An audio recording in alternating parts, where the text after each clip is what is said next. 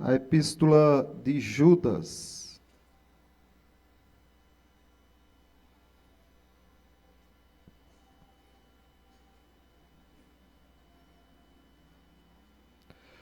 Nós estamos encerrando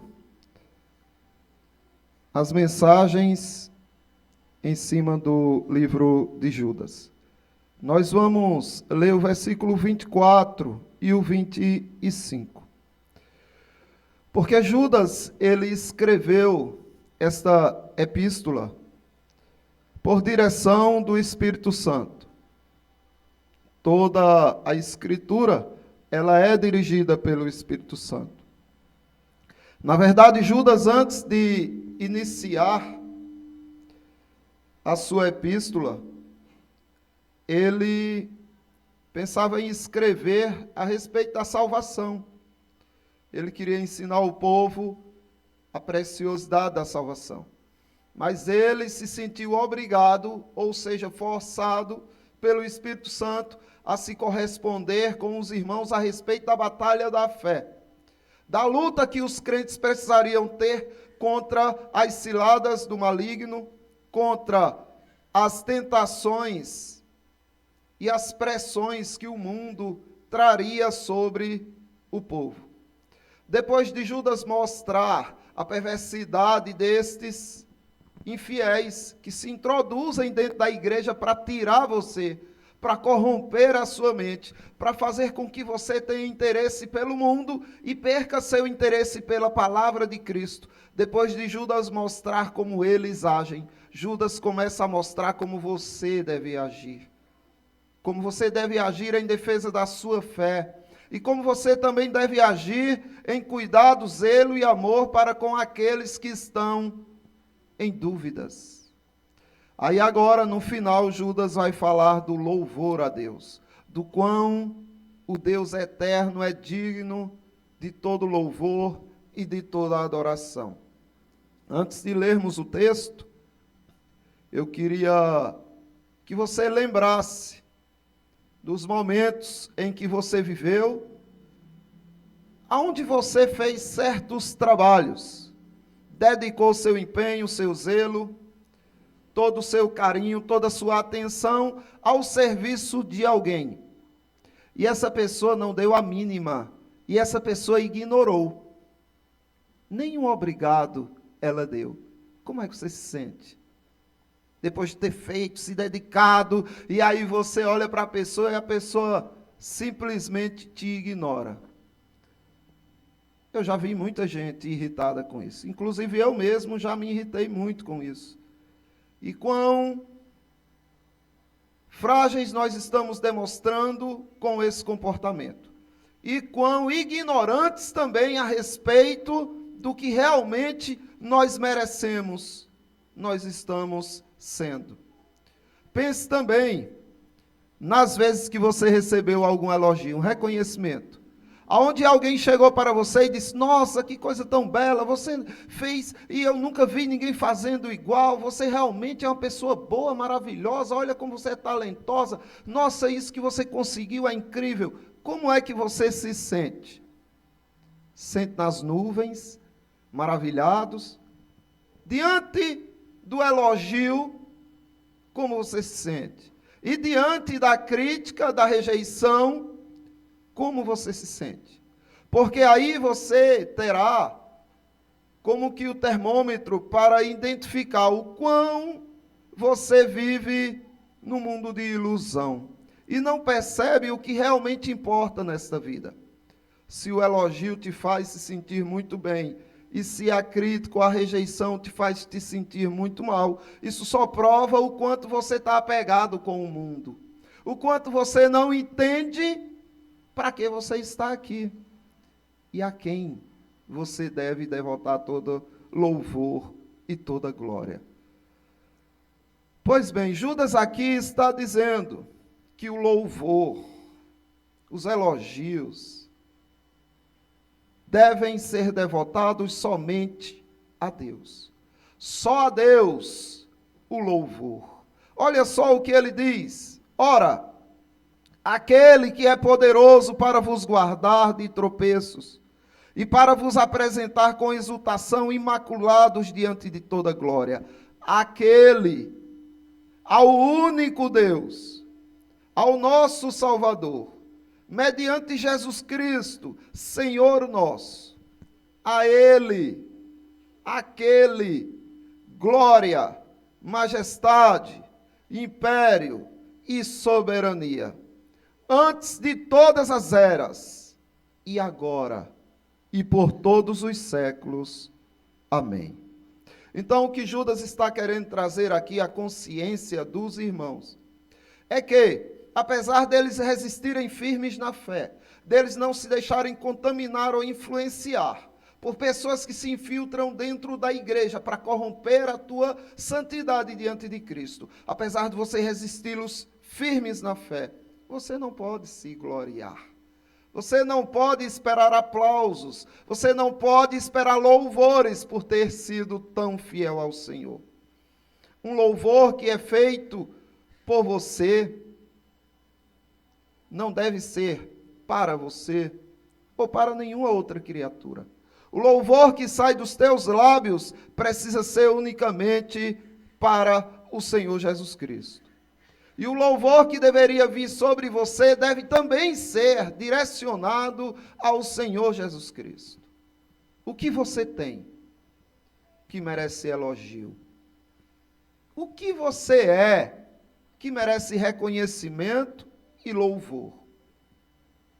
Pense direitinho, porque o apóstolo Paulo deixou bem claro isso quando ele disse: o que você tem que não te foi dado? O que é que te faz sobressair? Ora, se você tem aquilo que te foi dado, que Deus te deu, por que você se vangloria como se não tivesse recebido? Entenda, cada detalhe da sua vida, por mínimo que seja, só existe porque Deus torna você suficiente. Porque Deus te capacita. Então, é por causa disso que os louvores precisam ir a Deus. E você não deve ficar magoadinho, sentido, porque papai não reconheceu o seu trabalho. Porque sua esposa nunca reconhece a sua dedicação, porque o seu marido não olha para tudo que você já fez. Não se magoe com isso, porque você não é digno de nenhum louvor. É lógico, Deus quer que você dê honra a quem honra, mas a honra que essa pessoa tem vem de Deus. Se essa pessoa não reconhece o que Deus está fazendo na sua vida, ele pagará. Sua esposa pagará. Seu esposo pagará. Seus filhos pagarão. Seus pais pagarão pela falta de reconhecimento, não do que você é, mas do que Deus fez em você. Porém, não é para que você se sinta abatido, fragilizado. Uma promessa infalível veio sobre você e não de você. Não foi você que fez a promessa de salvação, não foi você que cumpriu a salvação, não foi você que deu continuidade à salvação, nem é que você que vai concluir a salvação. Só Deus, através de Jesus Cristo, pode realizar o trabalho de Salvador. Não é isso que ele diz? Ao único Deus, nosso Salvador, mediante Jesus Cristo, Senhor nosso. Então, só um Deus, só um Salvador. Você não está nessa lista. Ninguém está nessa lista. Nem mesmo os santos da Escritura estão nessa lista. Nem mesmo Maria, a mãe de Jesus, está nessa lista. Apenas o Deus único, Pai, Filho e Espírito Santo. Quando você recebe o batismo aqui, quando você professa a sua fé em Cristo e recebe o batismo, são invocados os únicos que estão envolvidos na tua salvação. É o único Deus que subsiste em 3 pessoas. Por isso que no batismo se diz: eu te batizo em nome do Pai, e em nome do Filho, e em nome do Espírito Santo. Não entra Maria, não entra o anjo Gabriel, o arcanjo Miguel, não entra ninguém a não ser o Deus único. Só há um Salvador, por isso que só a Ele deve-se dar o devido louvor. O louvor por saber que não depende de você. O louvor a Deus por você entender o quão indigno você era, o quão incapaz você era, o quão insuficiente você é.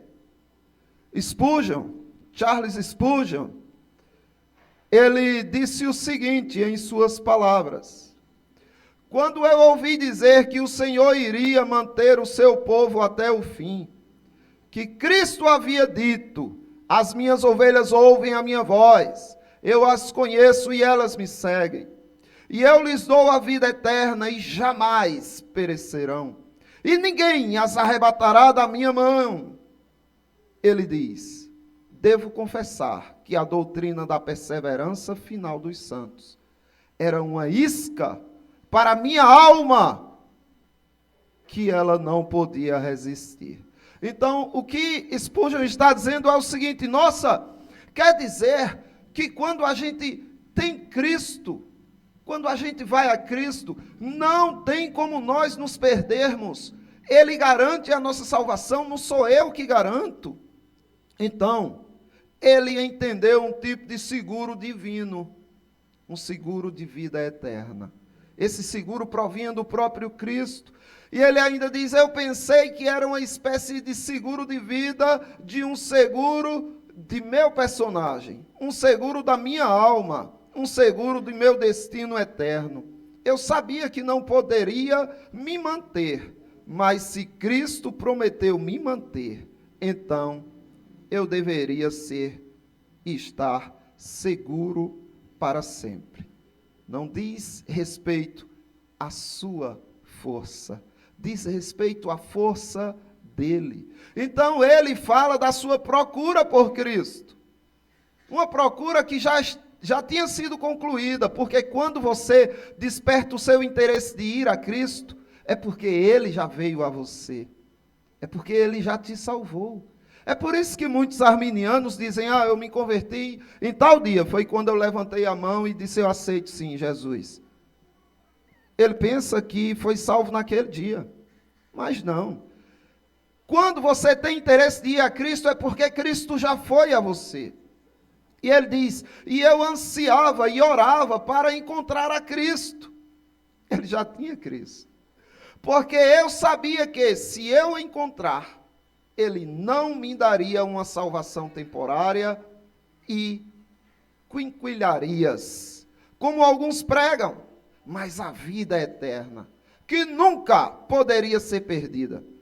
A semente da vida e incorruptível que vive e permanece para sempre, pois ninguém e nada deve ser capaz de nos separar do amor de Deus, que está em Cristo Jesus, nosso Senhor. Percebe a consciência que Spurgeon teve? Enquanto ele pensava, como um arminiano, que a salvação partiria dele, ele não tinha tanto interesse. Afinal de contas, ele usava a sanidade mental dele para entender que, se ele encontrasse a salvação hoje, ele perderia no mesmo momento, porque ele não teria essa capacidade. E quando ele descobriu a doutrina da preservação dos santos, ele ficou chocado, impactado e disse: agora sim eu quero esse Cristo, porque ele garante a minha salvação e não depende de mim para me salvar. Então essa salvação, ela inicia no Pai, que escolhe e depois entrega a Jesus. É assim que o Pai faz. Na liturgia nós lemos que Deus nos escolheu nele, em Jesus Cristo, antes da fundação do mundo, para sermos santos e irrepreensíveis perante ele. Então, Deus escolheu você. Você nem existia. Seus pais nem existiam. Nem Adão e Eva existiam. E Deus disse: é você que eu quero para mim. Te escolheu e te encaminhou ao encontro com Cristo para você ser santo e irrepreensível. Por isso que Jesus Cristo, ele diz o seguinte a respeito de tua salvação. Isto é, se você crê de fato nele. No Evangelho segundo João, capítulo 6, versículo 37. Todo aquele que o Pai me dá, esse virá a mim. E o que vem a mim, de modo nenhum o lançarei fora. Me diga, para quem deve ir o louvor? Para quem deve ir a glória? É Ele que está te dando, dizendo que você só está nele porque o Pai te escolheu e entregou o seu Filho. E porque o Pai fez isso, por isso que você foi a Jesus Cristo. E agora que você está em Jesus Cristo, Ele diz e garante, e testifica. De modo nenhum, não existe um meio que me faça te jogar fora. Porque foi o Pai que deu a Jesus Cristo. No Pai existe a vontade de que Ele não confia em ninguém mais. Em quem o Pai confia? Você sabe dizer? A quem o Pai confia os seus escolhidos. A quem o Pai confiou a tua alma que crê nele. A ninguém mais, senão ao seu Filho Jesus. É isso que Jesus diz na continuação. Porque eu desci do céu, não para fazer a minha própria vontade, e sim a vontade daquele que me enviou. Então Jesus Cristo está aqui para fazer a vontade do Pai. O Pai confiou a sua vontade ao seu Filho. A glória de saber que a garantia vem de Deus deve ser o que te motiva a viver em Cristo, a vir para a igreja, a louvá-lo fora da igreja. Agora também existe a vergonha de uma falsa humildade, que desonra o poder de Deus em Cristo. Sabe que vergonha é essa? É aquela que você diz, não, quem sou eu, um comedor de farinha para dizer que sou salvo? Não, eu posso sim perder minha salvação a qualquer momento. Você desonra com essa declaração o poder que há em Cristo. Porque Ele garantiu que te salvaria, mas você diz que não, porque afinal de contas você não consegue ser tão santo, não consegue, você pode ser que falhe e tudo mais. Ou seja, é como se você dissesse que a promessa de Deus não é tão segura a ponto de garantir a tua salvação. E olha o que Jesus Cristo diz na continuação. E a vontade de quem me enviou é esta. Quer saber a vontade do Pai? Jesus Cristo vai dizer. A vontade do Pai é que nenhum eu perca de todos o que me deu. Pelo contrário, eu ressuscitarei no último dia. Então Jesus Cristo está dizendo que vai garantir que a vontade do Pai seja realizada nele. Porque a vontade do Pai é que Jesus Cristo não perca um sequer de todos os escolhidos que foi confiado a Ele. E Jesus Cristo disse, eu vou cumprir a vontade do Pai. Eu ressuscitarei no último dia. O que Ele prometeu fazer, Ele fará. Por isso que todo louvor tem que ser dado ao Pai. Observe, na continuação, Jesus Cristo ainda diz, de fato, a vontade de meu Pai é que todo homem que vir o Filho e nele crer, tenha a vida eterna. E eu o ressuscitarei no último dia. Então aqui você começa a perceber que você só é algo, você só tem segurança por causa de Cristo. Em nada você contribuiu com sua salvação. Ah, foi eu que escolhi Jesus. Mentira! O mundo nem existia quando o Pai te escolheu. Como é que você pode ter escolhido alguém quando você não existia? Foi o Pai que te escolheu. Então todo louvor tem que ser dado ao Pai. E por que Ele garantiu a sua salvação? Porque Ele enviou o Filho dele, que cumpriu aquilo que o Pai exigia. Para ser salvo, precisava cumprir toda a lei, à risca, sem falhar em nada. Ele cumpriu, Jesus Cristo. Mas ele era, agora, digno de toda a herança do Pai, de todas as bênçãos da lei. O que ele recebeu? As maldições da lei. E por quê? Porque ele passou todos os méritos de sua obediência para você. Então ele concluiu a tua salvação.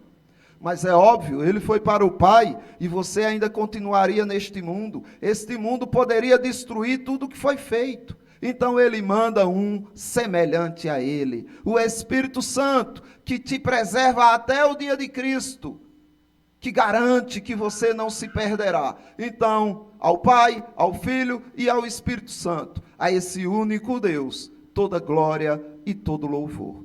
Que é o que Judas diz. Agora, na parte B do versículo 25. Glória, majestade, império, soberania, antes de todas as eras, e agora, e por todos os séculos. Amém. Aqui está o louvor que você deve dar a Cristo. E se você tem algo disso daqui, você também merece algum louvor. Mas eu duvido que você tenha. Você não tem glória, você não tem majestade, você não tem império, você não tem soberania, mas será que alguém tem?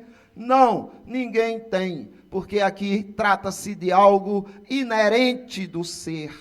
Não é algo que você recebe de alguém.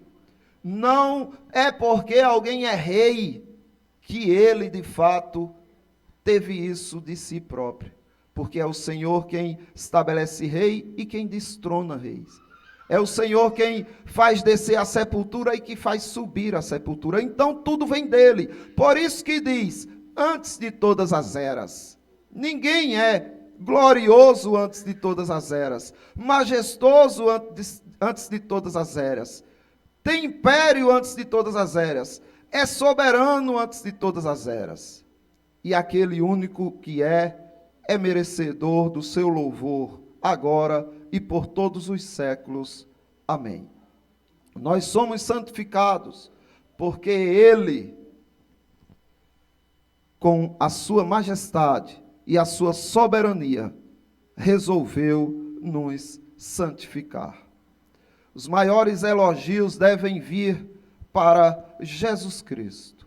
Observe o que diz o livro de Êxodo, capítulo 33, do 15 por diante. Então lhe disse Moisés, se a tua presença não vai comigo, não nos faça subir deste lugar. Moisés sabia que era incompetente, Moisés sabia que não faria nada de bom se o Senhor não seguisse com ele e o povo. Pois, como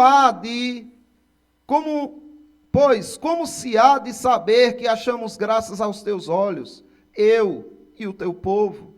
Não é porventura de andares conosco, de maneira que somos separados, eu e o teu povo, de todos os povos da terra?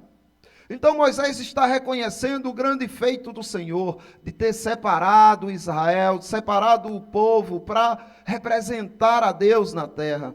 Só que Moisés sabia que não conseguiria se o Senhor não estivesse com eles. Por isso que Moisés diz assim, rogo-te que me mostres a tua glória. E o Senhor diz, farei passar toda a minha bondade diante de ti, e te proclamarei o nome do Senhor. Terei misericórdia de quem eu tiver misericórdia, e me compadecerei de quem eu me compadecer. Quem manda sou eu é que sou soberano, eu é que sou rei, você não é nada, ninguém tem autonomia, tem direito de se gloriar de algo, de questionar ao Senhor. Como diz Paulo, quem és tu, ó homem, para discutires com Deus? Pode, por acaso, um caco de barro questionar aquele que o fez? Não faz sentido isso. Mas o que é você, se não, de fato, um caco de barro? Você foi feito do barro, e você voltará ao barro, você será pó. Entenda, você é um caco ambulante. Qual a diferença sua para um vaso de barro? A diferença é só o sopro de Deus. Essa é a diferença. Deus soprou e você ganhou vida. Então, você não pode se gloriar do que você é, porque o que você é devido ao sopro de Deus. Moisés sabia disso. O Pai, o próprio Deus, declarou que o seu Filho Jesus é o único majestoso. Na sua epístola, de Pedro, na epístola de Pedro, a segunda epístola, capítulo 1, versículo 16, nós lemos: porque não vos demos a conhecer o poder e a vinda do nosso Senhor Jesus Cristo, seguindo fábulas engenhosamente inventadas, mas nós mesmos fomos testemunhas oculares da sua majestade. Aqui Pedro está dizendo, olha, está falando diante de você um que foi testemunha ocular da majestade dele. Nós, os apóstolos, testemunhamos da majestade dele, pois ele recebeu da parte de Deus Pai glória, honra e glória, quando pela glória excelsa lhe foi enviada a seguinte voz: este é o meu filho amado, em quem me comprazo. Então, aqui está o testemunho do próprio Pai a respeito de Jesus Cristo, o qual fez com que todas aquelas testemunhas ouvissem que Deus estava dando glória e honra ao seu Filho. Observe que ali estava João Batista batizando Jesus Cristo, estavam muitos discípulos de João, seguidores de Jesus Cristo, e Deus direciona o louvor apenas para o seu Filho. Este, não estes. Este é o meu Filho amado, em quem eu tenho todo prazer. Ora, esta voz vinda do céu, nós a ouvimos quando estávamos com ele no monte. Então, o Senhor Jesus Cristo recebeu do Pai toda glória e toda honra. O Pai declarou seu ser Jesus Cristo, o único. Observe o que diz Deuteronômios, capítulo 4, versículo 39. Por isso, hoje saberás e refletirás no teu coração que só o Senhor é Deus, acima no céu e embaixo na terra. Nenhum outro há.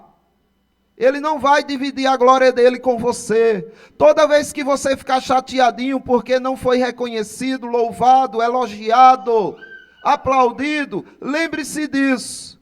Você não entendeu nada a respeito de quem é que merece os louvores, os elogios, a glória. Você não devia ficar magoado com isso. É o que você merece, porque se Deus tirar a graça dele, você não faria aquilo, você destruiria e não edificaria. Mas por causa da graça dele, você edifica. E aí vem os louvores. Direcione a Deus.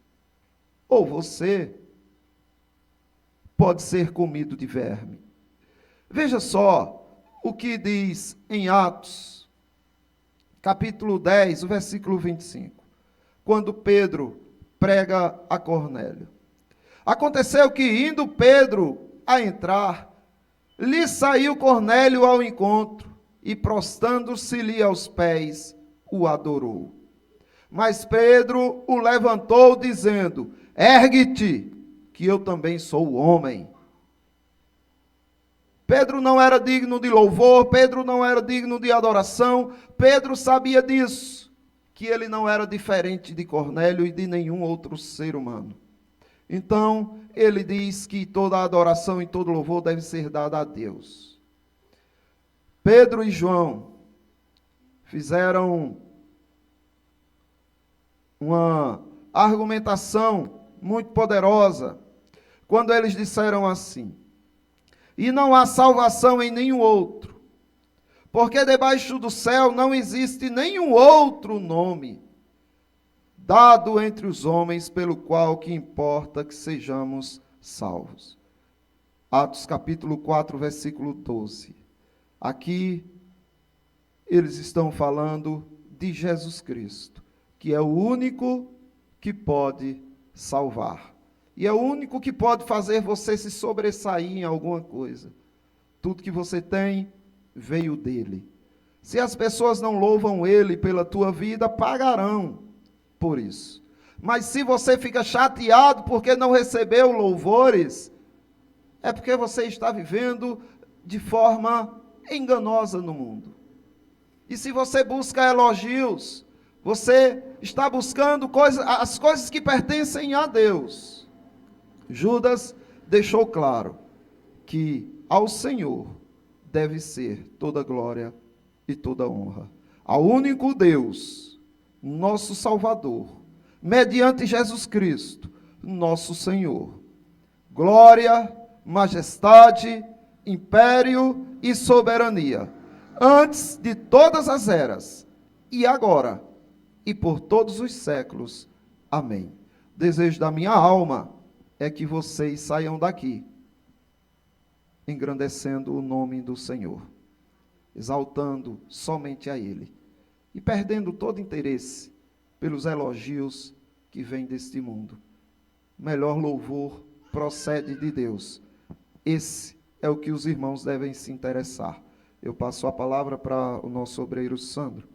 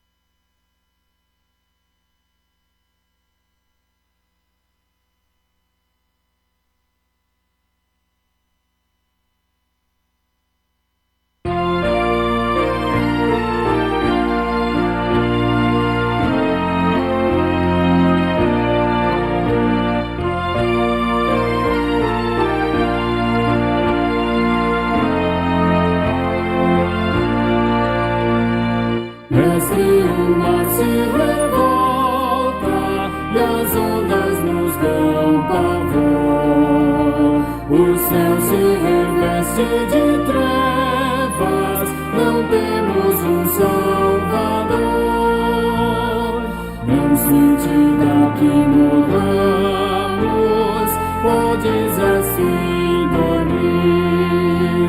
Se a cada momento nos vemos, já prestes a submergir, as ondas atendem ao meu mandar. Sossegai, seja o encapelado mar, a ira dos homens, o gênio do mal. Tais águas não podem a nau tragar, que leva o Senhor, Rei do céu e mar. Pois todos ouvem o meu mandar. Sossegai, sossegai, convosco estou para vos salvar.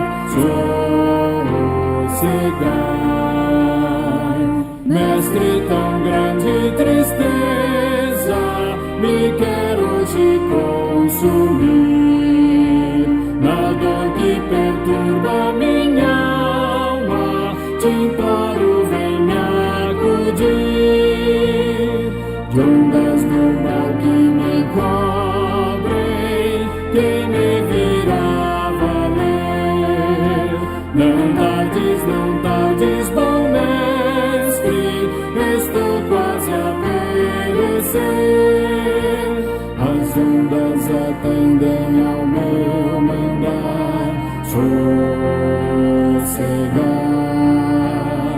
seja o encapelado mar, a ira dos homens, o gênio do mal. Tais águas não podem a nau tragar, que leva o Senhor, Rei do céu e mar. Pois todos ouvem o meu mandar. Sossegai, sossegai, convosco estou para vos salvar. Sossegai.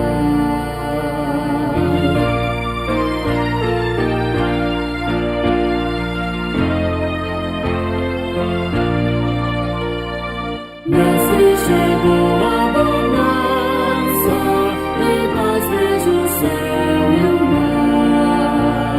O meu coração goza calma, que não poderá findar. Firme ao teu lado, ó Mestre, dono da terra e céu. Eu hei de chegar bem seguro ao porto destino meu. As ondas atendem ao meu mandar. Sossegai, seja o encapelado mar, a ira dos homens, o gênio do mal. Tais águas não podem a nau tragar, que leva o Senhor, Rei do céu e mar. Pois todos ouvem o meu mandar. Sossegai, sossegai, convosco estou para vos salvar. Sossegai.